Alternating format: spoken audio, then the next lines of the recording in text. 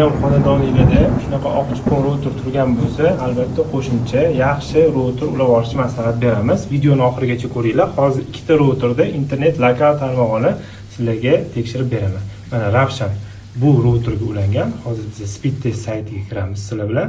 Yaxshilab videoni oxirigacha o'tkazib olmasdan kuzatib turinglar.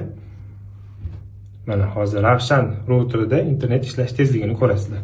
Ko'rib turganingizda lokal tarmoqda 204 chastotada internet tezligi mana shu holatda ishlayapti.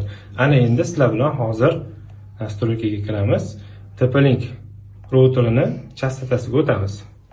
Va hozir mana boshqatdan sizlar bilan yana bir marta farqini ko'rishingiz uchun tekshirib ko'rsatamiz. Ko'rib turganingizdek 10-15 baravar internet lokal tarmoqda juda yaxshi ishlayapti. Buni sababi bunda ham 204 ham 5 GHz chastota bo'lganligi sababli ma'lumotlar LAN orqali juda katta, ya'ni to'liq 1 gigabit holatida yetib kelyapti va mana shu TP-Link routerimiz 600 megabitgacha bu internet tezligini chiqarib beryapti.